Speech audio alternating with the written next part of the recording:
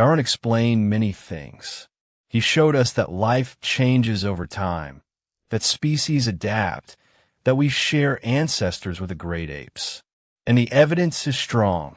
We share 98% of our DNA with chimpanzees. But Darwin did not explain everything, because one species on Earth does not quite fit. One species is too weak, too helpless, too strange. One species lost its fur while everything else kept theirs. One species whose babies cannot survive alone for years. One species that looks up at the sky and asks, "Where did I come from?" In 2001, scientists completed the Human Genome Project, the full map of human DNA. They found something that nobody could explain. 223 genes in the human genome have no equivalent anywhere in the animal kingdom. Not in chimpanzees, not in any mammal, not in any creature that has ever lived on Earth. These genes appeared in humans and nowhere else. Where do they come from? Evolution has no answer.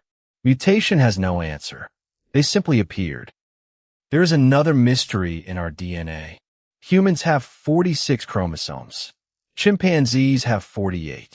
Somewhere in human prehistory, 2 chromosomes fused together into one.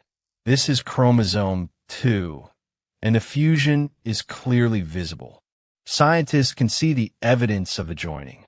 But chromosome fusion of this kind almost never happens naturally.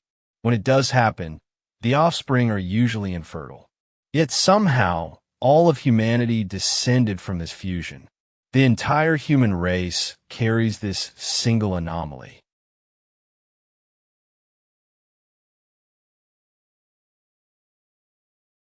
The oldest writing on Earth comes from Sumer, modern Iraq, dating back 6,000 years.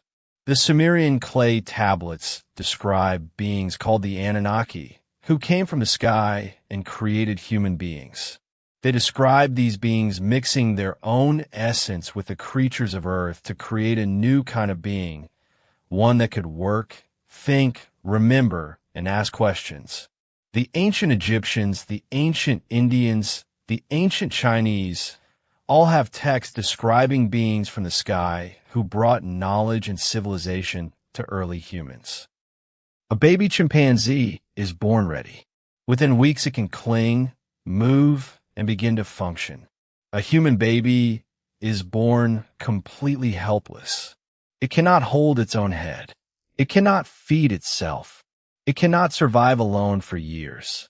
This is because the human brain is so large that babies must be born early, before the brain is fully developed. But evolution does not usually favor helplessness. A helpless baby is vulnerable. It requires enormous care.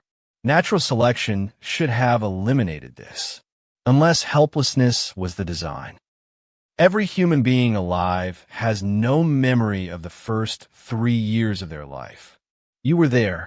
You were learning language, recognizing faces, forming your personality. But you remember nothing. Scientists call this childhood amnesia, and they still do not fully understand it. But consider this.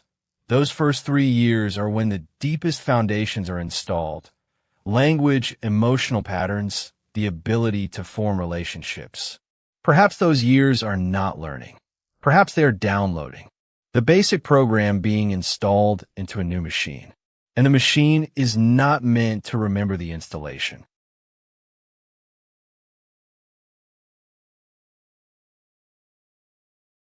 What are we before we are born? What are we after we die? Science says nothing. But almost every civilization in human history has disagreed. The ancient Chinese speak of the soul's journey through many lives.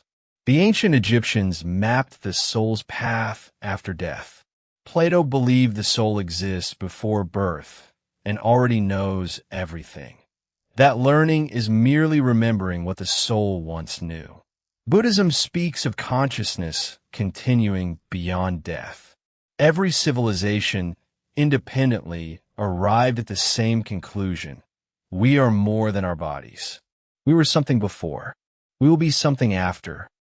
Plato called this world a cave of shadows. The Gnostics called it a prison made by a lesser god. Buddhism calls it the wheel of suffering we must escape. Every mystical tradition in history has said the same thing in different words. This is not our true home. We came from somewhere better. We are here temporarily in bodies that are too weak and too naked for this planet, unable to remember where we came from or where we are going.